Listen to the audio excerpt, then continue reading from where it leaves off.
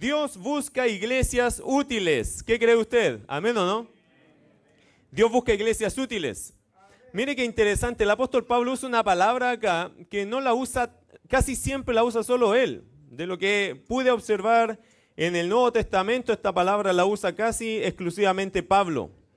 Capítulo 4, versículo 1, yo pues preso en el Señor, os ruego que andéis como es digno de la vocación con que fuisteis llamados, con toda humildad y mansedumbre, soportándoos con paciencia los unos a los otros en amor, solícitos en guardar la unidad del Espíritu en el vínculo de la paz, un cuerpo y un espíritu como fuisteis también llamados en una misma esperanza de vuestra vocación, un Señor, una fe, un bautismo, un Dios y Padre de todos, el cual es sobre todos y por todos y en todos. Amén.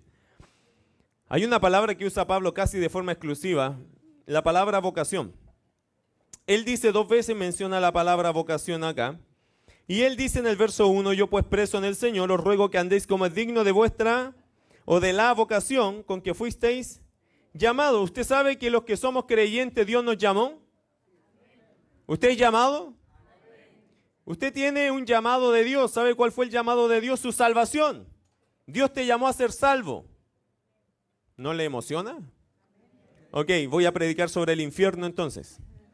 Cuando uno predica sobre el... No, sí, en serio. Cuando uno predica, a veces las iglesias, hermanos, somos muy pálidas, muy pasivas, cuando decimos que Dios nos salvó.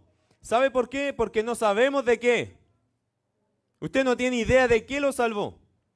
Cuando uno estudia la Biblia y estudia el infierno en las Escrituras, uno se da cuenta de que nos salvó. Y uno termina con un sentimiento de gratitud enorme, porque si usted observa las Escrituras del infierno, donde dice que el fuego nunca se consume y el gusano nunca muere, y que hay un lloro y un crujir de dientes por toda la eternidad, hay una situación insoportable, pero se soporta porque Dios a los que están en el infierno les da un cuerpo que lo pueden soportar. Y eso es por la eternidad. Querido hermano, cuando uno entiende el infierno, uno puede dar gracias a Dios de la salvación. Sin embargo, igual hoy día tenemos que dar gracias, ¿por qué? Porque somos salvos, aunque no lo entendamos a plenitud. Cuando uno sabe lo que es el infierno, hermano, y no tiene para qué ir allá para saberlo, las Escrituras dicen que hay un infierno. Y ese infierno está lleno de ¿quién? ¿Quiénes van al infierno? Bueno, ese infierno está preparado para el diablo y los demonios y todos los que no creen en Cristo. No es que Dios los quiera mandar allá, uno se va solito a ese lugar. Porque no quiere creer, porque rechaza el Evangelio, porque no entiende la misericordia de Dios, ni acepta la gracia de Cristo. Y la gente rechazando a Cristo se va al infierno. Ahora, no es el tema de hoy día, no me quiero ir mucho de este tema. El tema de hoy día, hermano, tiene que ver con el llamado de Dios, y porque Dios llama, hermano, aquí, Dios busca iglesias útiles. Dios busca iglesias que seamos útiles, no inútiles. Y aunque es válida la repetición o el contraste, es importante, hermano, entender que Dios no nos llamó para ser unos inútiles. Dios llama a iglesias que seamos útiles. Dios busca iglesias útiles. La palabra vocación, hermano, ¿qué significa?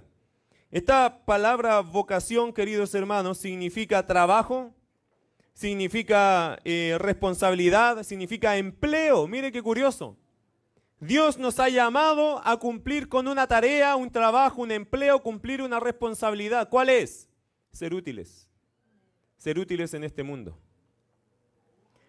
Esa es la vocación. Es la función en la cual Dios me pone bajo este llamado. Dios me llama a ser salvo, ¿para qué?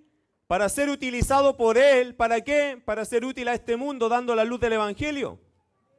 Eso es ser útil para la gloria de Dios, hermano. La utilidad. Dios llama, Dios busca iglesias útiles. ¿Cuál es la tarea de nosotros? ¿Cuál es la tarea a la cual Dios nos ha llamado? La tarea, hermano, es ser útil en este mundo, llevando el Evangelio a toda criatura, alcanzando a las personas con el Evangelio de Jesucristo. Eso nos hace útiles. Eso nos hace útiles. Ahora, nótelo en el versículo... En el contexto que se está llevando, la pregunta es, porque Pablo está hablando en términos como iglesia, no en términos solo individuales. Yo sé que Dios a mí me da la responsabilidad de ser útil, pero como iglesia, Dios nos está llamando a ser iglesias útiles. Pablo, mira lo que dice, me llama mucho la atención como parte este pedazo de la Escritura, Efesios 4:1. Yo pues, ¿qué dice? Preso. ¿Preso en quién? Esta es la diferencia. Él no estaba preso, por malhechor. No estaba preso por faltar a la ley. Él estaba preso ¿por qué? Porque le daba su vida al Señor. ¿Sabe por qué estaba preso Pablo? Porque era un hombre útil. Y Pablo en su utilidad, tratando de ganar almas, por eso lo metieron preso, hermano. Pablo estaba preso porque él estaba predicando el Evangelio. Y el Evangelio levanta dos cosas, hermano. Un gran amor o admiración y un gran odio. El Evangelio hace que gente siga a Cristo y el Evangelio hace que gente te siga a ti para perseguirte. El Evangelio solo causa dos cosas, amor u odio. A Jesús le pasó así, ¿se acuerda? Él ganó a muchas personas, sanó a muchas personas, mucha gente lo quería seguir y se levantó otro grupo que lo odiaba, al punto que lo llevó a la muerte. El Evangelio, querido hermano, cuando uno es útil se da cuenta de dos cosas, de cómo Dios te usa, de cómo gente se gana y cómo gente se levanta en contra de ti. El Evangelio solo causa dos cosas, amor por Dios y buena reacción, buena recepción y odio, rechazo, oposición. Son las dos cosas que un creyente tiene que vivir si realmente está siendo usado por Dios. Ahora, dice aquí Pablo, yo pues preso en el Señor, os ruego que andéis. Esta palabra andar, hermano, y el rogar ya sabe lo que es, ¿cierto? Yo te pido, yo te encarecidamente te encargo esto, que andéis. La palabra andar, hermano, acá, ¿qué significa? La palabra andar acá no es caminar como nosotros entendemos caminar. Es una palabra que se usa para decir, vivan así. Os ruego que andéis, os ruego que se comporten constantemente. Como cuando uno camina y se moviliza, eso es una cosa constante. Lo que está pidiendo Pablo acá es que nuestra vida sea marcada por esta conducta. Os ruego que andéis como es digno de vuestro trabajo, de vuestra tarea, de vuestra misión, de vuestra responsabilidad con que fuisteis llamados por Dios, obviamente. Pablo está pidiendo, hermano, que nos comportemos como es digno de una persona que Dios le dio un trabajo. Como iglesia, ¿ok? Usted tiene que tomarlo esto como individuo y preocuparse de esto como iglesia. Ahora, ¿cómo podemos ser una iglesia o cuáles son los pilares fundamentales de una iglesia que puede ser útil? Una cosa que una iglesia debe tener, hermanos, para ser una iglesia útil es que tiene que ser una iglesia unida. Unida. ¿Usted ama a su hermano? Pregunta, ¿lo conoce? Yo lo amo porque no lo conozco, pero si lo amara, no sé. O sea, si lo conociera, no sé si lo amaría. Querido hermano, la unidad, la escritura, Pablo está hablando acá de ¿qué? De la unidad de la iglesia. ¿Sabe cómo una iglesia llega a ser útil? Mostrando unidad, hermano, a tal punto que la gente que nos conozca, que nos vea, que entre aquí, se dé cuenta que aquí hay un pedazo de cielo en medio de un mundo que parece un infierno. ¿Amén? Querido hermano, la unidad de la iglesia es un poder que según Pablo Dios lo va a usar para hacernos útiles. Entre paréntesis, ¿de qué otra forma como grupo podríamos nosotros ser útiles al Señor? Si no es mostrándole a la gente el amor de Cristo a través de mí, a través de usted y entre nosotros. Imagínense que un día saliéramos todos nosotros a predicar el Evangelio. Y con amor, con cariño, el uno con el otro, con paciencia el uno con el otro, ganando a personas y que personas vean el testimonio de la iglesia. Me encantó esta semana, el viernes si usted no estuvo se lo perdió. Pero había más o menos 100 hermanos y 100 visitas el día viernes. Fue una gran bendición. ¿Saben lo que más me gustó ver, hermanos de la iglesia? Cómo en familia ellos se comunican, cómo se abrazan, cómo se quieren, cómo se aman. Porque eso da testimonio a la gente que no conoce de Jesús, hermano. Entienda algo. Esto que usted ve aquí no se da en todos lados. Esto no se ve en todos lados. La iglesia, para ser útil, hermano, al Señor, para que le preste algún servicio digno al Señor, tiene que estar unida. Tiene que ser una iglesia unida. Ahora, una iglesia unida, ¿cuáles son los fundamentos para que una iglesia se mantenga unida? Crezca unida, incluso muera unida. ¿Cuáles son los pilares que levantan esto? Bueno, el apóstol Pablo lo dijo acá. Primero, una iglesia unida se sabe soportar. ¿Amén o no? Una iglesia unida se sabe soportar. ¿Usted soporta a su hermano? Pastor, lo aguanto, pero que lo soporto, lo aguanto. Mire qué interesante este versículo, versículo 2. Con toda humildad y mansedumbre, soportándoos con paciencia los unos a los otros en amor. ¿Sabe cómo este versículo quedaría un poquito más encajado? sería con toda humildad, con mansedumbre, con paciencia, sopórtense los unos a los otros en amor. Lo que pasa es que las tres palabras que están acá, con humildad, con mansedumbre, con paciencia, son los tres ingredientes para lograr una meta. ¿Cuál es la meta? Soportarse. Querido hermano, no se puede soportar a gente si uno no tiene humildad, si uno no tiene mansedumbre y si uno no tiene paciencia. No es que yo lo soporto solo con paciencia, sino que yo tengo paciencia porque así lo voy a poder soportar. ¿Entiende la diferencia? Hay una pequeña diferencia allá.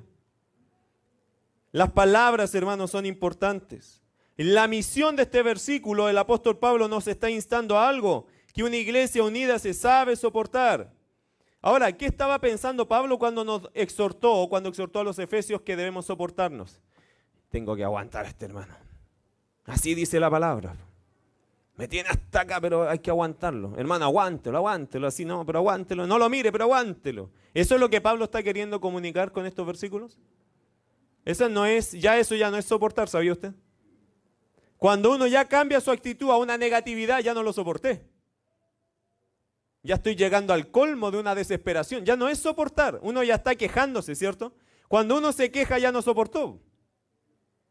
Porque el soportar aquí, hermano, tiene que ver con tres cualidades que brotan cuando yo soporto. Escúchelo bien, querido iglesia. ¿Está aquí o no? ¿Sí? ¿O se fueron? Se fueron. ¿Están aquí? Ok. Hay tres cualidades para soportar. Es decir, cuando yo estoy soportando a mi hermano, yo estoy luciendo tres características de mí. ¿Cuáles son? Con toda humildad. ¿Sabe que cuando yo estoy soportando bíblicamente a un hermano, no estoy mostrando desesperación? No estoy quejándome. Estoy mostrando delante de él y delante de los demás mucha humildad. ¿Y saben lo que significa con toda humildad? Con toda clase de humildad. Yo no sé cuántas clases de humildad hay, pero hay que aplicarlas todas, hermano. ¿Sabe lo que es humildad? Es considerar que mi hermano es más importante que yo. Eso dice Filipenses.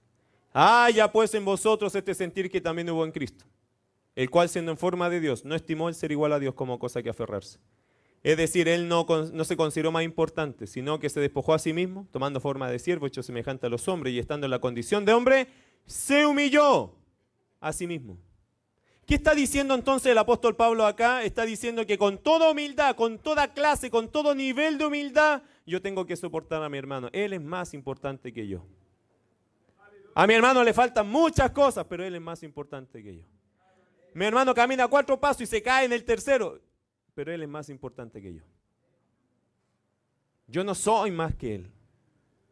Yo no he ganado más que él en la vida cristiana. No, él es más importante que yo. Eso es humildad, querido hermano. No veo a mis hermanos como inferiores, sino como superiores, pobres. Y si yo veo a alguien superior que se cae, ¿qué hago? Lo voy a levantar, pues lo considero más importante que yo. ¿Entiende la mentalidad de Pablo? Con toda clase de humildad, hermano. Cuando uno está soportando bíblicamente a una persona, su corazón, su carácter empieza a manifestar toda clase de humildad. ¿Qué más? Mansedumbre. ¿Saben lo que es mansedumbre, querido hermano? Algunos lo interpretamos y se define como poder bajo control. ¿Sabe cómo lo define la misma palabra en griego? Dulzura. Ser dulce con el hermano.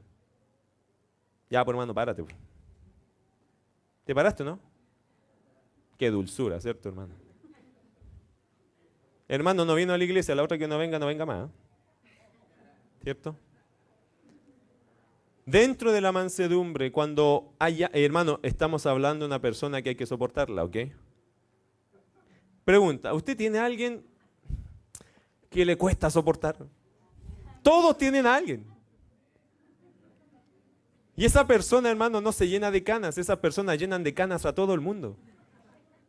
¿Tiene una persona así? ¿Conoce un individuo así?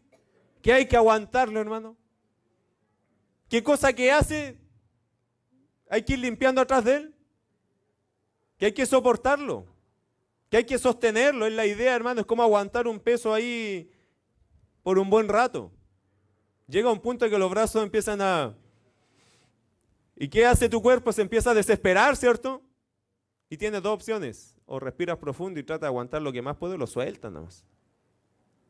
Ahora, hermano, mire, para soportar a la gente hay que tener dulzura. Porque no saca nada a usted tratar de soportar a la gente con amargura. El contraste de la dulzura es la amargura.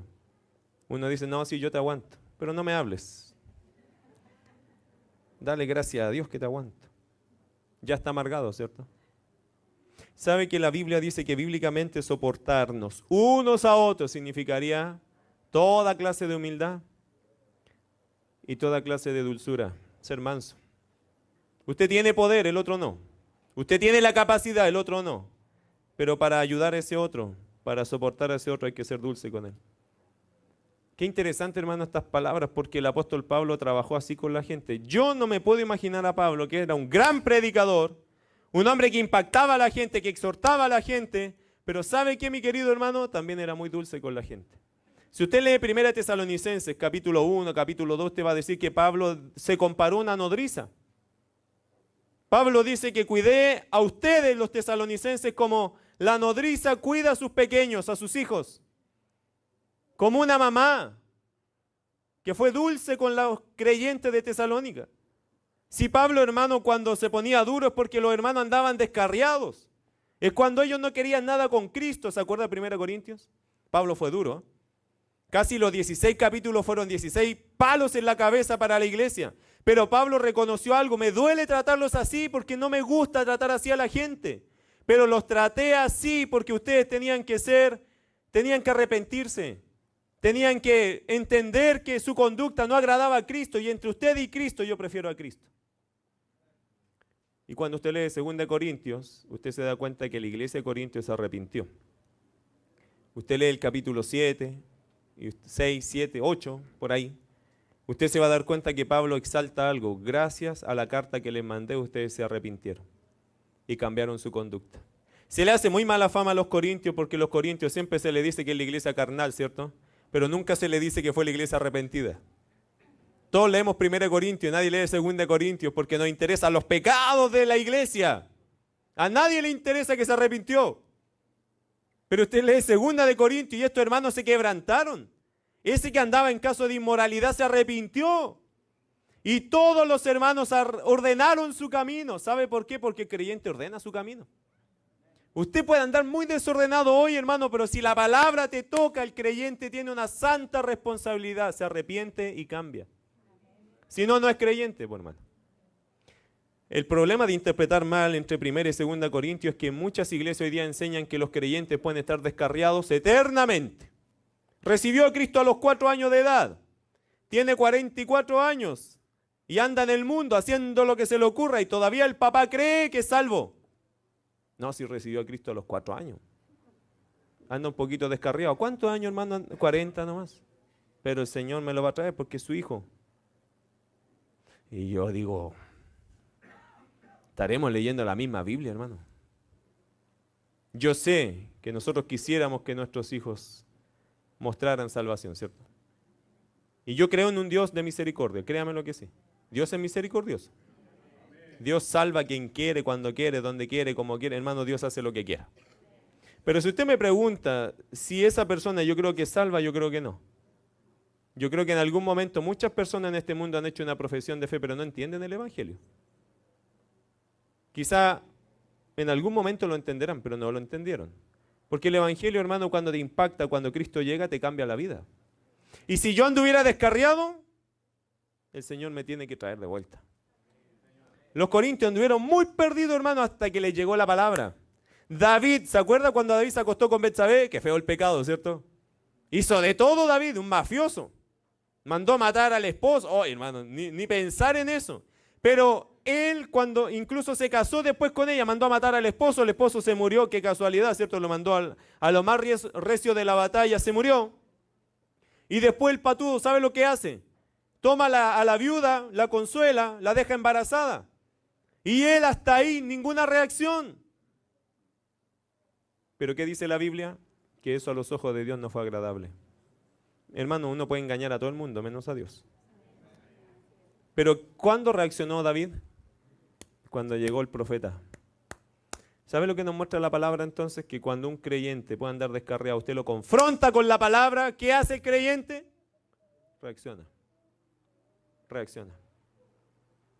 Porque el creyente sabe que anda mal con Dios. Él lo sabe.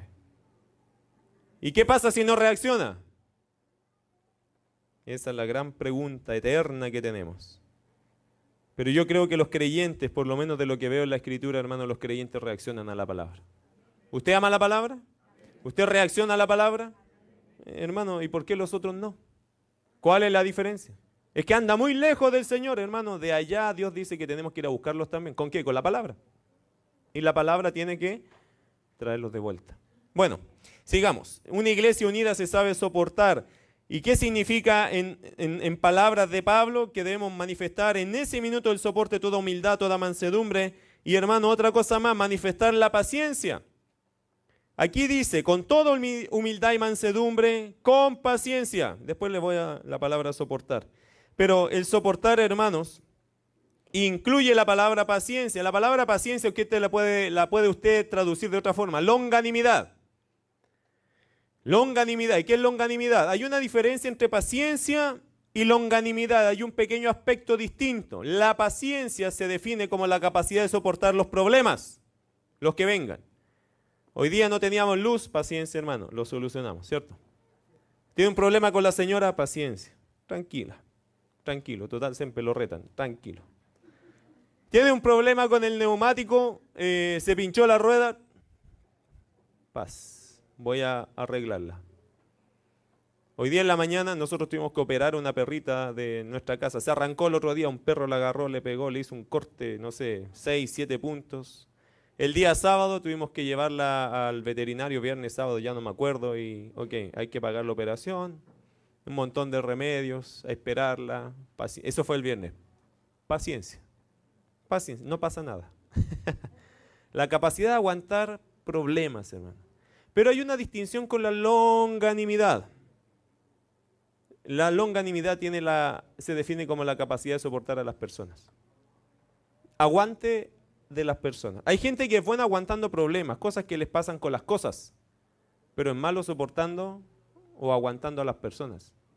Tiene mecha corta con la gente. Esta palabra paciencia acá obviamente está incluyéndose ¿a qué? A las personas. A las personas. Por lo tanto, mi querido hermano, ¿cuál es la meta de Pablo? La primera meta o el primer pilar para ser una iglesia unida es una iglesia que se sabe soportar. Todos nosotros somos distintos. Y yo he notado acá lo distintos que somos. Y mientras más los conozco a ustedes, hermanos, me doy cuenta de lo distintos que somos. En carácter, en conducta, en filosofías de vida que tenemos. Cada uno tiene su forma de ser. Yo no le impongo la mía a nadie y usted no le impone la suya a nadie tampoco, de lo que entiendo, ¿cierto? Nadie busca la moda del otro. Pero sí somos distintos y hay cosas que dentro de nosotros también tenemos que aprender a soportar.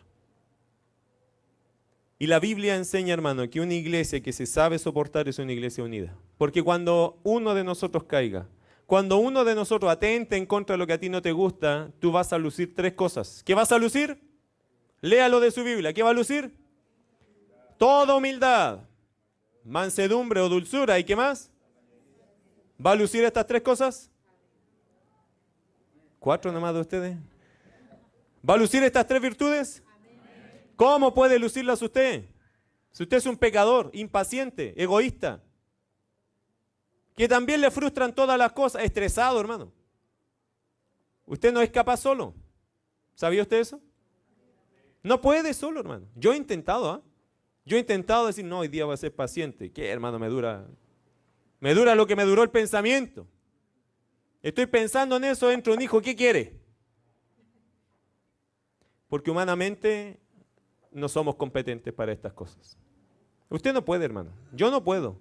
Yo he notado en mi vida esta triste vida que tengo, que no tiene ni un brillo, hermano.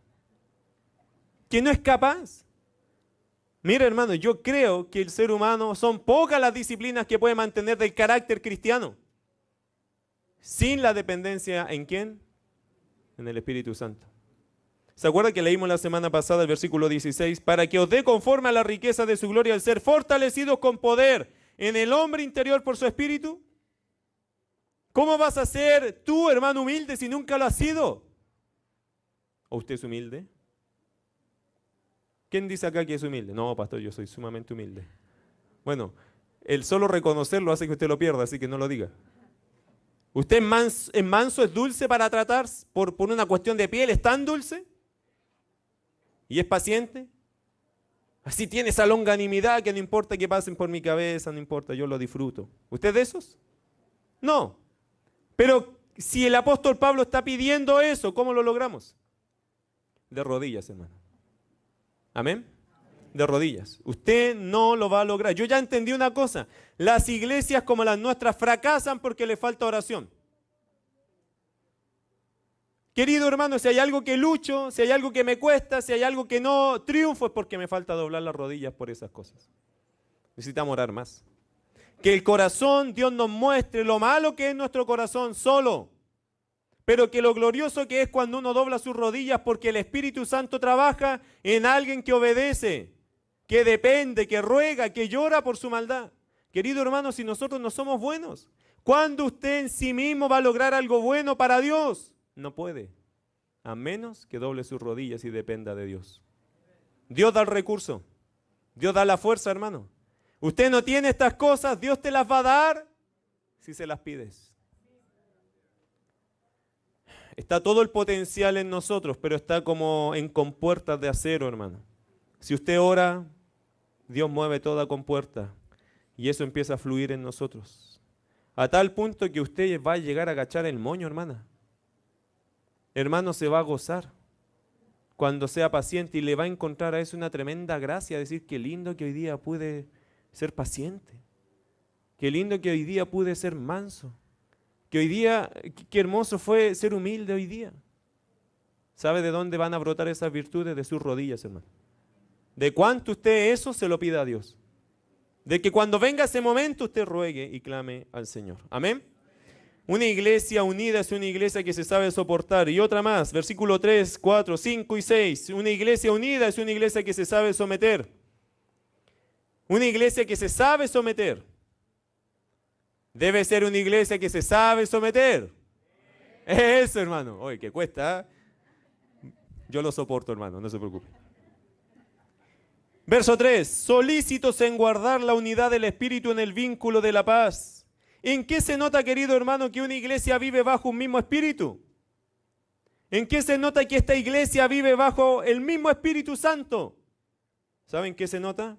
En la paz que se respira dentro de la iglesia. ¿Usted ha ido a respirar a otras iglesias? Y usted dice, sí, yo respiro en todos lados. Pero es que uno en una iglesia respira un aire distinto. Yo no sé qué aire respiras aquí. Bueno, hoy día con un poquito de benzina, yo entiendo, pero cuando hablamos del ambiente, hablamos de cómo se siente en el lugar. Querido hermano, hay iglesias en las cuales usted entra y respira hostilidad, distancia, respira hielo. Se viene con los pulmones muy mal usted porque todo el culto fue un hielo. Algunos entran con bufanda espiritual. Van a esas iglesias y nadie los saluda. Nadie los atiende, van con necesidades, nadie les dice que Dios te bendiga. Nadie. Entran a esa iglesia, participan de la iglesia, más encima dan la ofrenda a la iglesia y no pasa nada en esa iglesia. Se respira hostilidad. Es triste, hermano, cuando una persona incrédula llega a una iglesia y cree que es igual que cualquier grupo humano. Porque una iglesia no debería ser igual a cualquier grupo humano. ¿Sabe por qué? Por una cosa, porque la presencia de Dios está en este lugar, reinando en los corazones nuestros. Y no importa, hermano, el cansancio, que el cansancio no quita el amor. Algunos pueden decir, es que pastor, estoy cansado. ¿Y qué tiene, hermano? ¿Y por eso no puede sonreír? ¿Y por eso no puede saludar? Si es que no me da para... No sé. Hermano, ¿de qué me está hablando? Querido hermano, la iglesia se tiene que saber someter. ¿A quién? Al Espíritu Santo. Una de las personas que nosotros debemos someternos es al Espíritu. Versículo 3, solícitos en guardar.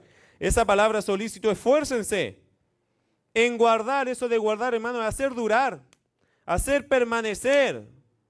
Porque hay iglesias que parten bien y después muere el pastor, cambia el pastor y cambió la iglesia. Porque ese pastor quizá anterior no fue capaz de comunicarles algo a los hermanos. Esta es responsabilidad de todos los creyentes mantenerse unidos.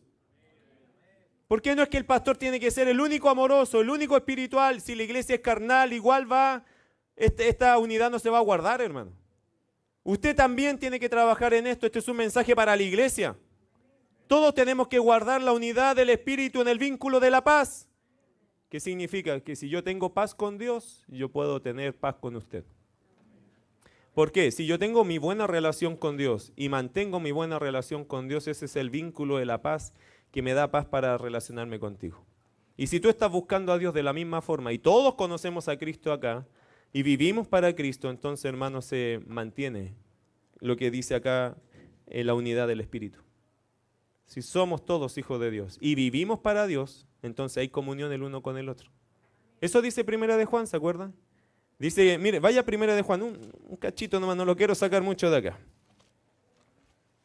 Primera de Juan capítulo 1. Me gustan estos pasajes.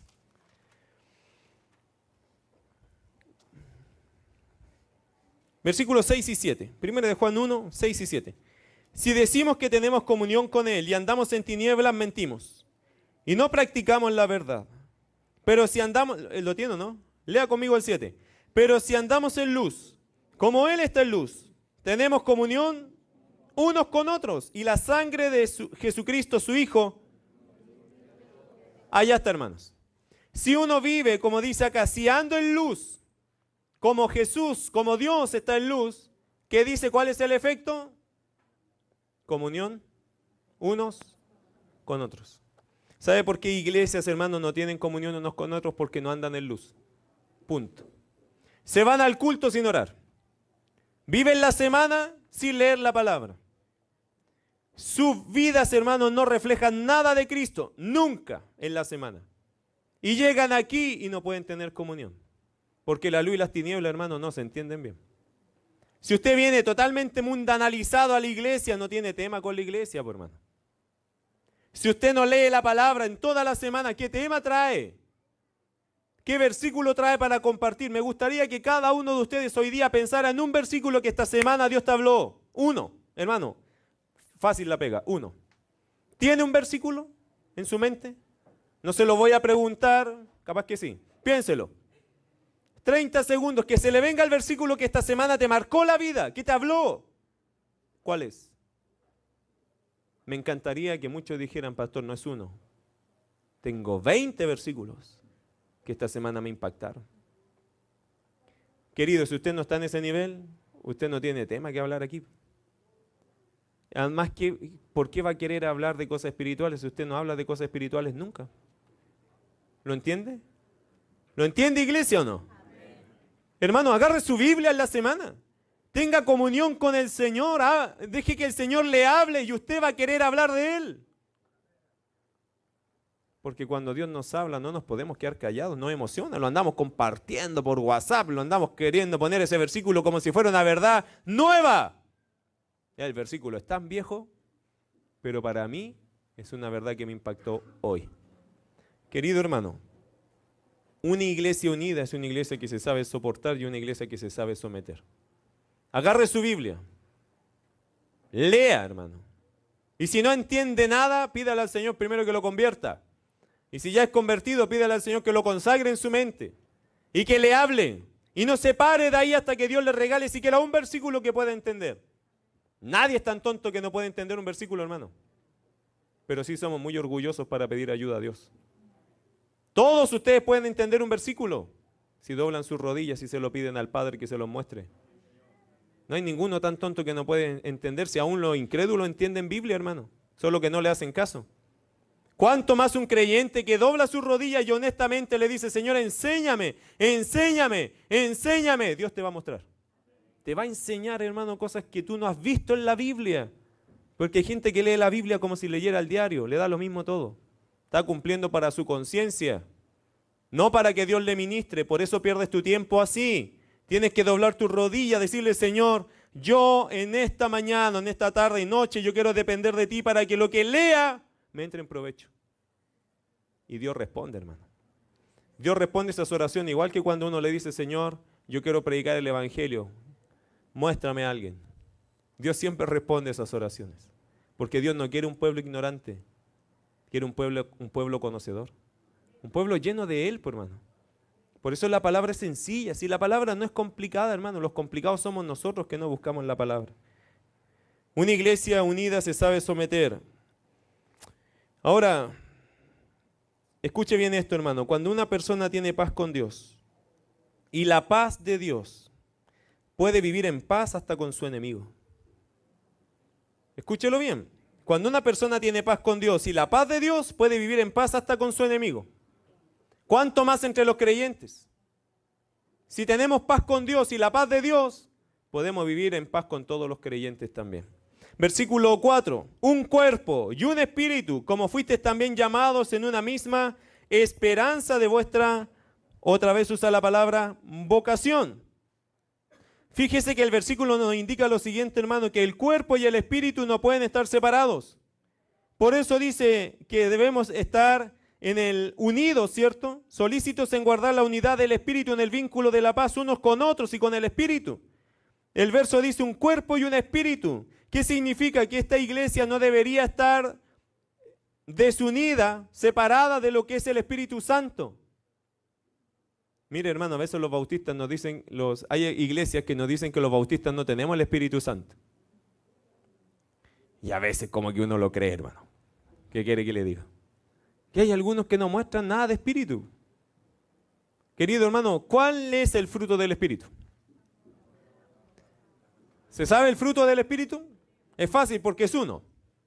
Todos sabemos que es uno, ¿cierto? Ya, ¿cuál es? Amor. Dígalo fuerte. Amor. Gozo.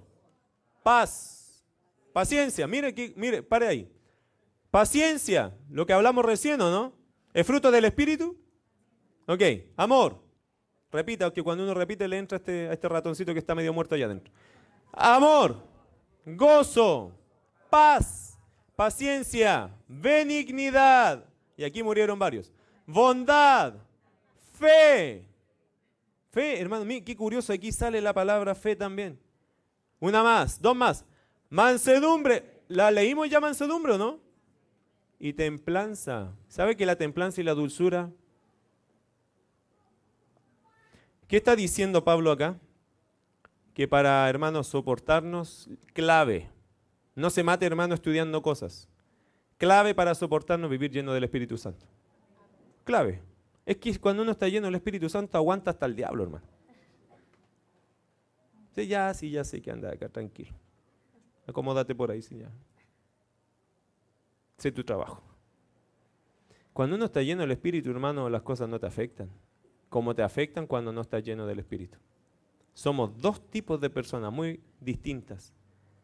Y cuando una iglesia, hermano, vive lleno del Espíritu Santo, puede tener unidad.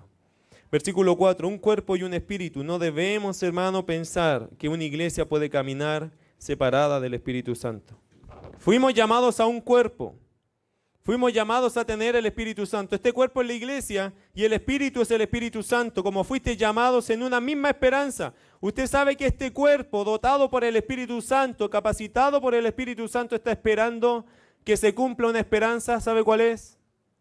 ¿Cuál es la esperanza que tenemos? ¿Cristo viene? Amén, hermano, Cristo viene. ¿Sabe que puede venir hoy día? De hecho, en la mañana me dijo que venía a las 12:30. ¿Qué me diría usted? Pastor, está mintiendo, ¿cierto? ¿O está jugando, pastor? ¿O es verdad? Que tengo que ir a hacer un par de trámites. Tengo que ir a comprar regalo de Navidad, pastor. No sabemos cuándo. Porque el Señor dijo que a nadie le dijo. Nadie sabe. Pero una cosa sí se sabe. ¡Viene! Qué rico, ¿no? Qué precioso que el Señor viene. Esa es mi esperanza. Yo no sé cuándo. Yo sé una sola cosa. Él viene, hermano. Porque Él lo prometió y Él no quebranta sus promesas. Dios es fiel, hermano. Dele con todo a Dios, porque Él viene. Y puede ser que hoy sea el día. Querido, si hoy día viniera, ¿qué harías? ¿Qué pensamientos vienen a tu mente si el Señor viniera hoy? ¿Qué harías? Oh, me iría a gastar toda la plata que tengo. Me iría a endeudar, a reventar las tarjetas. ¿Ese es su corazón, hermano? Iría a comer todo lo que no he comido, para que el Señor le cueste llevarme hacia arriba. ¿Dónde está su corazón, hermano? ¿Qué haría? Pregunta, ¿qué le preocupa si Cristo viniera hoy? ¿Qué te quiebra el corazón? Porque para nosotros hay gozo, ¿cierto? Pero ¿qué te quiebra el corazón? ¿Qué te preocupa? Debería preocuparte algo, ¿cierto? ¿Quiénes? Los que aún no le conocen. Ellos, hermano. Porque si Cristo viene hoy, las cosas son distintas después. Ya no vas a poder hablar. Ya te fuiste. Alguien tendrá que hablarle, ¿cierto? Hoy día es fácil, hermano. Todavía aprovecha tu oportunidad. Todavía estamos aquí, pero no sabemos hasta cuándo. Tenemos esperanza, pero esa esperanza tiene un cara y un sello. La esperanza es para nosotros, pero para la gente no hay esperanza, a menos que tú le prediques el evangelio. ¿Amén? Iglesia, hay que despertar al evangelismo, porque Cristo viene. Es una sencilla razón, pero hay que despertar a eso porque Él viene. Y si los que amo no conocen a Cristo, aquí se van a quedar. Y peor aún, potencialmente, muchos de ellos van a ir al infierno. Querido hermano, eso es una realidad que nos debe mover a nosotros. Una iglesia, hermano, que es unida, es una iglesia que se sabe soportar y se sabe someter al Espíritu Santo primeramente. Un cuerpo y un espíritu, como fuisteis también llamados en una misma esperanza, vuestra vocación. ¿Sabe que la vocación tiene también una esperanza aparte de la salvación? Hay una esperanza que tenemos para cuando trabajamos para el Señor. Mire 1 Corintios. Le voy a llevar a dos pasajes nomás para no salirme mucho de este tema, que me apasiona también este otro. Bueno, me apasionan muchos temas, entonces sería complicado definir cualquiera de ellos. Pero déjeme hacer cortitos estos pasajes para usted. La vocación, ¿se acuerda lo que significa? ¿Qué significa la vocación, queridos? Trabajo, empleo, responsabilidad, tarea, misión. Se puede traducir de diferentes formas. Este trabajo, dice la Biblia, que tiene una esperanza. ¿Cuál es la esperanza del que trabaja, hermano? ¿Usted para qué trabaja? Para glorificar a Dios. Son espiritual, pero ¿para qué más? Para que le paguen, ¿no? O usted trabaja, no, jefe, no se preocupe este mes, tranquilo. Si es tanto el gozo que tengo que, por favor, déme la oportunidad de trabajar otro mes gratis, yo feliz. Mentira, hermano, eso no funciona. Todo trabajo consideramos que se requiere, ¿qué cosa? Un pago. Y esa es la esperanza del que trabaja. Francamente, hermano, nosotros trabajamos por amor a Cristo, pero también hay algo que Cristo nos ofrece, recompensa. Yo le voy a decir algo a los que trabajan aquí duro. Hermano, si te sacan la mugre por Cristo, vale la pena. Haga lo que sea por el Señor, vale la pena. Es recompensa, hermano. Si algunos dicen, no, yo no busco la recompensa porque yo con la salvación es suficiente. Gloria a Dios por eso.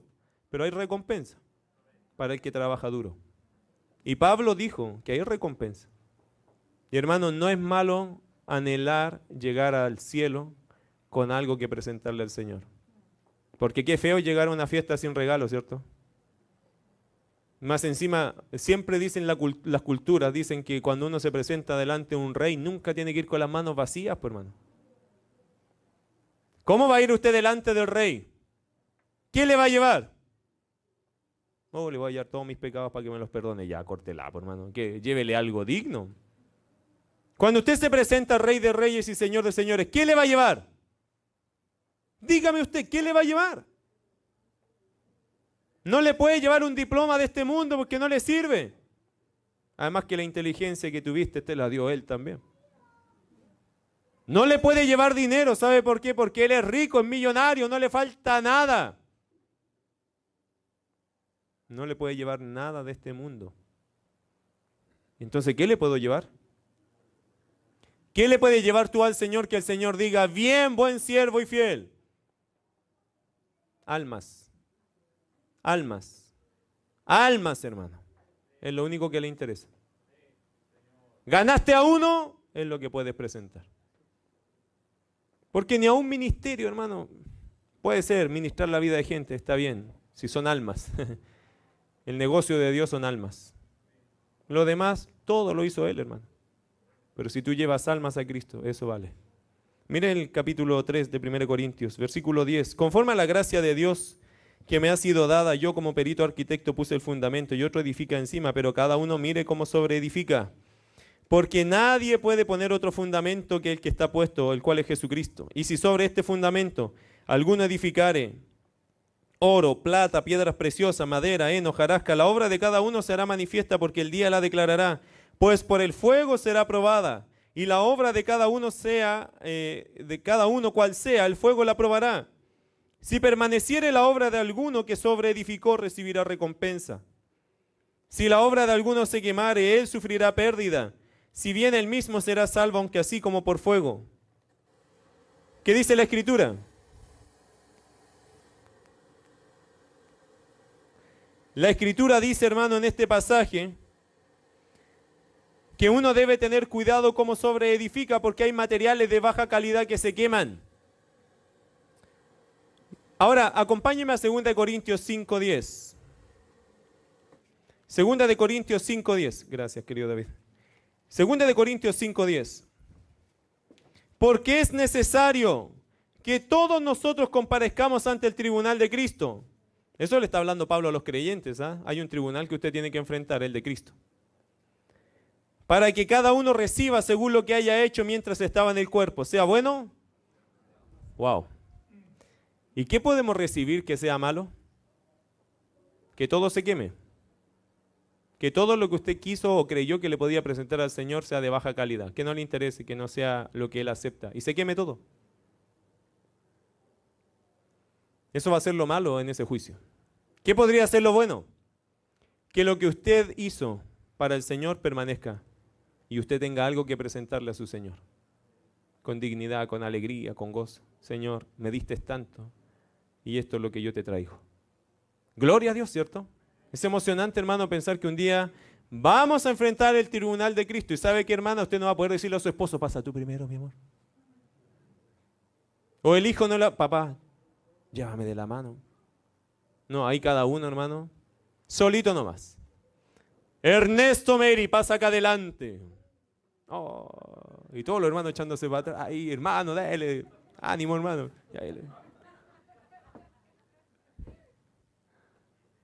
¿Qué hiciste? Y los ojos de fuego de Cristo pasando por él. Y saliendo humo. No sabemos. Pero hermano, pasamos solos. Usted, cara a cara con Cristo. Su primer gran encuentro. Ayer yo tenía un examen de griego y estaba bien nervioso porque empecé hace un semestre atrás y tenía mucha materia que memorizar, hermano. Para mí era una cosa, mucho. Eran por lo menos 30 tarjetas, un montón de cosas que tenía que memorizar. Casi las letras se me iban cayendo a medida que iba. Y en algún momento estaba tranquilo, digo, bueno, con el papel algo me defenderé. Y después me comunican que es en directo, oral, por Skype. Bendita tecnología. Y tenía que responderle a mi maestro que estaba ahí haciéndome preguntas. Yo tenía que en el momento responder. Él me contó una cosa muy triste que les pasó el año pasado evaluando a algunos pastores. Tuvieron que suspender a varios pastores o a algunos pastores. ¿Sabe por qué? Porque los pastores tenían todos los apuntes atrás de la computadora. Entonces el hermano le preguntaba y nos estábamos viendo y le decía, bueno, la respuesta es, sí, es una desinencia de carácter genitivo. Y le decía, hermano, pero míreme a mí. Sí, hermano, sí, pero es que la respuesta es que es del... Y le preguntaron, hermano, ¿usted está mirando sus notas?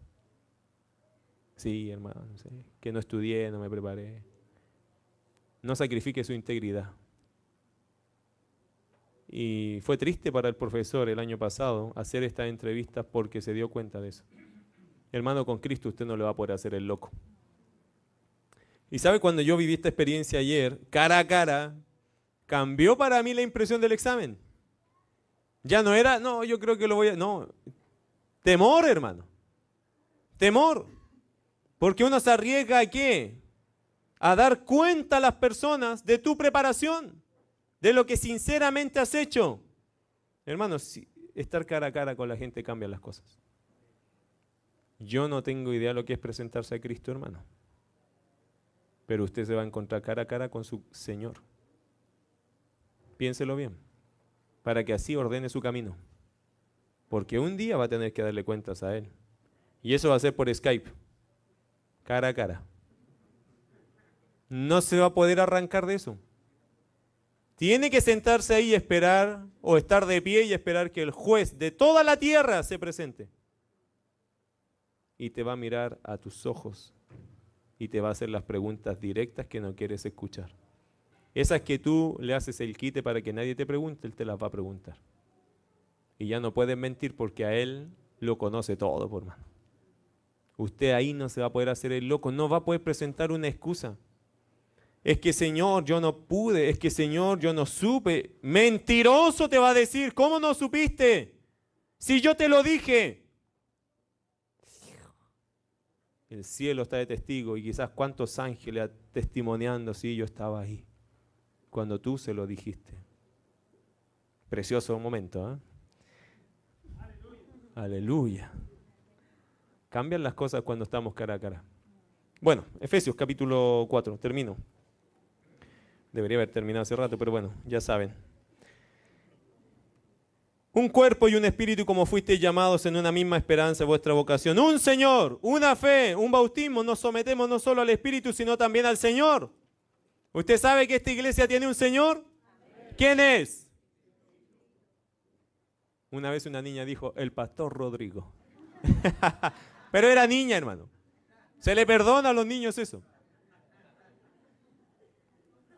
Es Cristo el Señor de esta iglesia. Gloria a Dios por eso.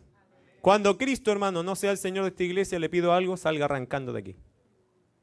Porque ese día se acabó la iglesia bíblica y se formó cualquier cosa. El Señor de esta iglesia es Cristo. Y Él nos manda a todos nosotros. Yo tengo el privilegio de pastorearlo, créame que es un privilegio, hermano. Lo soporto con gozo, con mansedumbre, con humildad. Yo me gozo en este trabajo. Yo siento que Dios a mí me ha dado un tremendo privilegio. Pero yo no soy el Señor de esta iglesia. El Señor de esta iglesia está sobre nosotros. El Señor Jesucristo. Y hacemos su voluntad. Y como iglesia lo que queremos es vivir en la voluntad del Señor. Porque tenemos un Señor y tenemos que saber reconocerlo. Usted tiene que reconocerlo en su vida. Y si tú no reconoces que Jesús es el Señor, no eres salvo, ¿sabe? No eres salvo. ¿Qué dice Romanos? Que si confesares con tu boca que Jesús es Adonai, Antiguo Testamento. Curios, aquí en este pasaje, ¿sabe lo que significa Señor soberano? Dueño de todo absoluto. Querido hermano, la descripción de Jesús acá, del Señor, es de divinidad. Él es Dios. Él es Dios. Él es Dios, hermano. Tu Señor es Dios. Es el soberano supremo, dominio absoluto, dueño de todo. Dueño de la iglesia. Si Él quiere la cierra o la abre, Él sabe. Si Él quiere se la lleva, porque es suya. Querido hermano, el señorío de Cristo es precioso. Usted tiene que someterse a su Señor. No se haga el loco. Hágale caso a su Señor, ¿ok? Porque su Señor sí lo ministra a usted. ¿Qué te está corrigiendo? ¿Qué te está diciendo? Hágale caso. Jesús dijo unas palabras bien tristes en el Nuevo Testamento. Me llamáis Señor, Señor, y no hacéis lo que yo os digo. ¿Por qué me llamáis Señor? Son citas del Antiguo Testamento. El Padre, hermano, se hace la pregunta, me llaman Señor y no hacen lo que yo les digo. ¿Cómo es la cosa? Quieren mis favores, pero no quieren someterse. No. Si le vas a llamar Señor, hazle caso. Que sea digno ese título en el Señor. Que no sea por cumplir. Si Él es mi Señor, ¿qué significa? Que yo soy su servidor. Amén. Iglesia, tenemos que ser siervos del Señor. Todos nosotros. Un Señor, una fe. Mira qué interesante. La palabra fe se puede usar en dos sentidos, ¿eh? O en muchos sentidos realmente.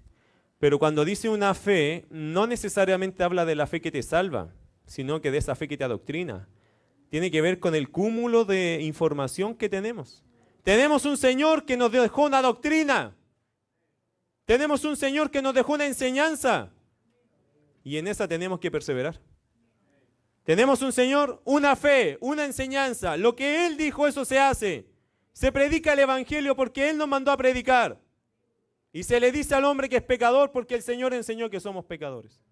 Y se le dice al hombre que se puede salvar porque Cristo lo puede salvar. Tenemos un Señor, tenemos una fe y tenemos un bautismo. Y mire que la palabra bautismo acá literalmente significa padecer severamente. ¿Usted cuando se bautizó padeció severamente? Cuando pasó por el agua, ¿alguien te hizo padecer severamente?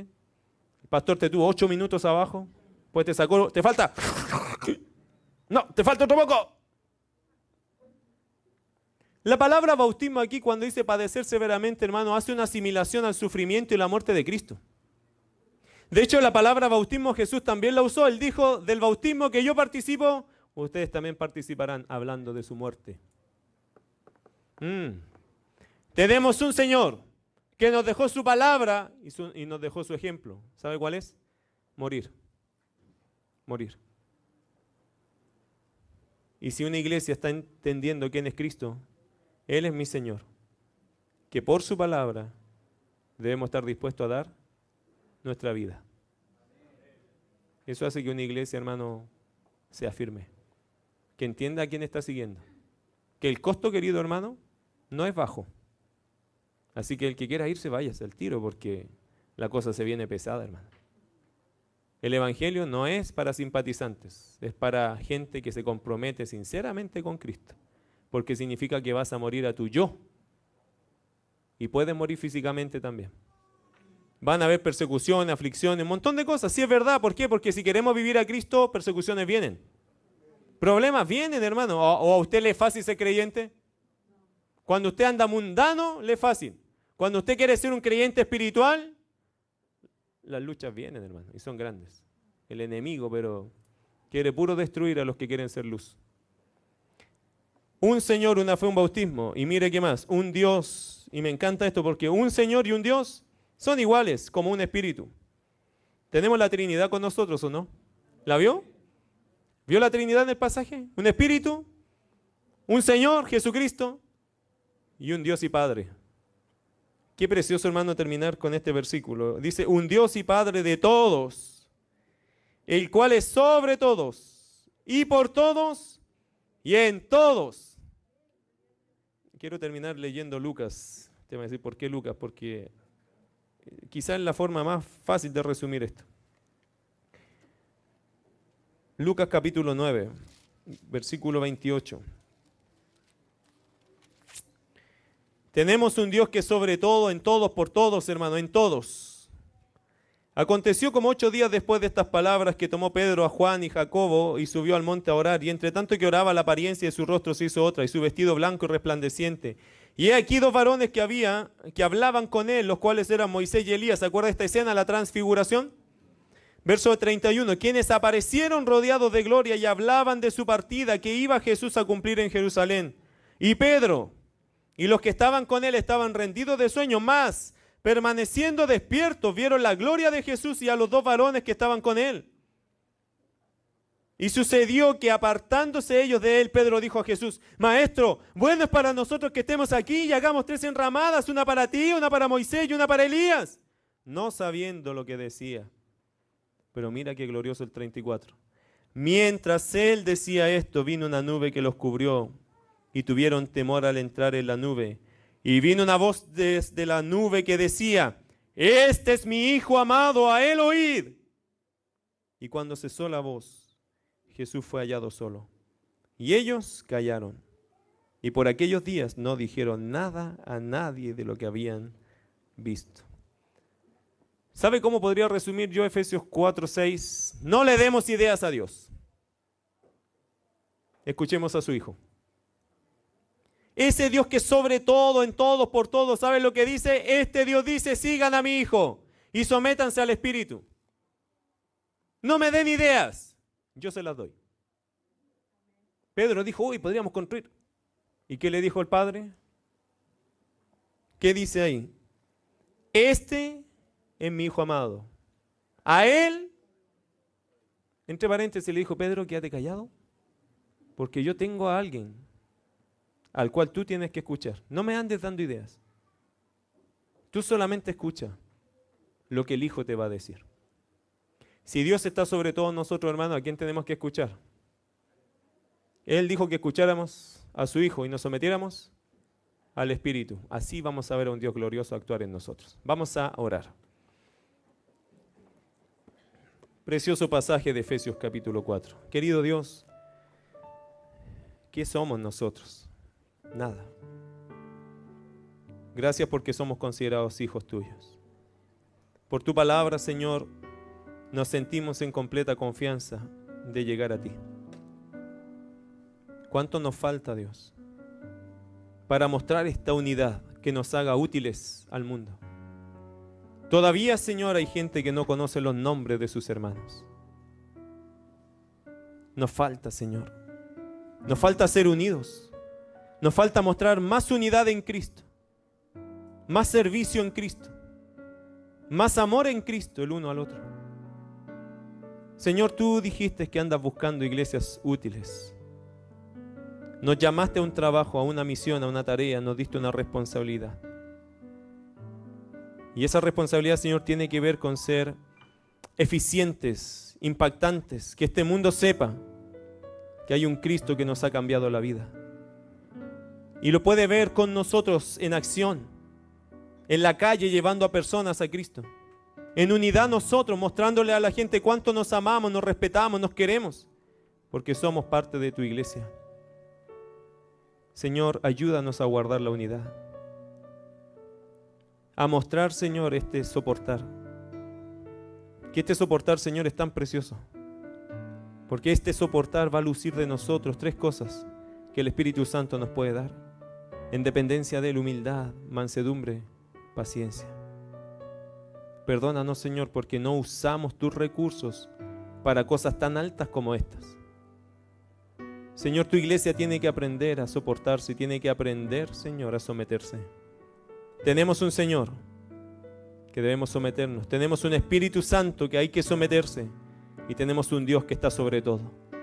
No nos permitas darte ideas, Dios. Danos tú las ideas. No nos permitas, Señor, creernos brillantes e ingeniosos, sino dependientes de ti. Que esta iglesia, Señor, conozca bien lo que es este suelo del templo. A través de sus rodillas, que conozca este templo. Porque nos arrodillamos delante de ti buscando ayuda, sabiduría tuya. El hombre, Señor, no sabe. El hombre es torpe. Pero cuando dobla sus rodillas es muy sabio. Porque está buscando la dirección del que no se equivoca. Del que sabe hacer las cosas. Del que sabe ordenar la familia. Del que sabe ordenar la vida. Del que sabe ordenar las prioridades. Del que saca pecados. Del que llena de gracia. Perdónanos porque no buscamos tus recursos. Ayúdanos, Señor, con este sermón a entender que Dios busca, tú buscas iglesias útiles. Y por favor, Señor, nosotros queremos ser una iglesia útil. Queremos ser esta iglesia que cumpla su tarea. Porque tenemos una esperanza un día también, Señor, según Efesios nos recuerda, verte cara a cara y entregarte de nuestra vida todo lo que hemos podido hacer acá. Señor amado, gracias. Con sus ojos cerrados, ¿hay alguien en este lugar que aún no se ha entregado a Cristo? Te voy a decir algo, si tú no te has entregado a Cristo, Cristo te quiere salvar. Él ama al pecador. Y lo somos. No tenga vergüenza en decir que es un pecador, todos somos pecadores. No hay justo ni aún uno. No hay quien entienda, no hay quien busque a Dios.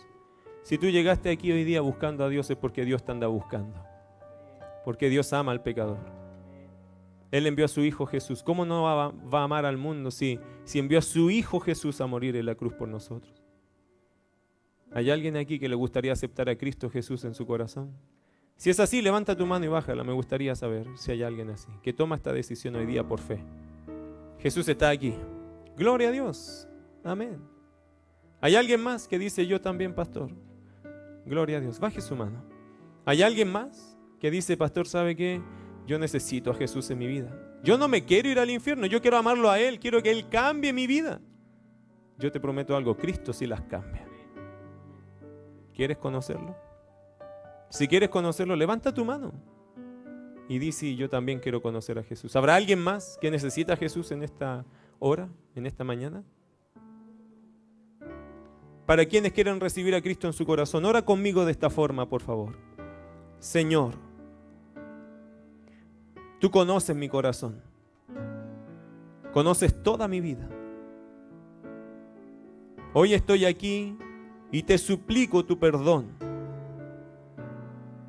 Jesús, Señor Jesús, entra a mi vida. Cambia mi corazón. Me entrego a ti. Creo en ti. Tú eres el Señor. Tú eres mi Señor y mi Salvador. Quiero animarles siempre a toda la iglesia a predicar el Evangelio, hermano. Tenemos que hablar de Cristo. Las personas no se van a salvar si no hay quien les predique. Y nosotros estamos para predicar. El Señor te salvó, salva a otros. Es lo que más puedes hacer. Eso cuenta para la eternidad. ¿Cuántos se comprometen hoy aquí a decir, yo voy a ser de aquellos que voy a agradar a Cristo con mi vida? Yo voy a ser un ganador de almas. Póngase de pie el que dice, yo quiero ser un ganador de almas, pastor. Quiero estar unido a Cristo y a la iglesia. Póngase de pie el que se compromete con Cristo y quiere ser parte de la iglesia, participante de la iglesia, comprometido con Cristo en esta iglesia. Oras, hermano, ora por favor y pídele, Señor, yo eso quiero ser, un ganador de almas. Quiero estar unido con mis hermanos. Quiero ser de aquellos que soporta a mis hermanos, que muestre humildad, mansedumbre, paciencia a mis hermanos. Perdóname porque a veces soy poco espiritual, por eso tengo mala actitud. Perdóname, Señor, por eso. Quiero mostrarle a mis hermanos cariño. Que cuando los vea mal, ellos sientan un consuelo. Un firme consuelo. Que vamos a salir adelante. Querido hermano, comprométete con Cristo a estar unido a Él, al Espíritu y sumisos al Padre. Gracias, Señor. Gracias por hablar a tu iglesia y gracias por ganar almas hoy día tú. La gloria sea tuya. Queremos ser una iglesia unida, Dios. Qué lindo es tener una familia en la fe. Muchos de nosotros, Señor, no contamos con mucha familia, pero esta familia es especial. Somos parte de la familia de Dios. Señor, igual tenemos una familia afuera y oramos por la salvación de ellos. Nos encantaría que ellos participaran de esta familia, porque la familia de la fe es especial.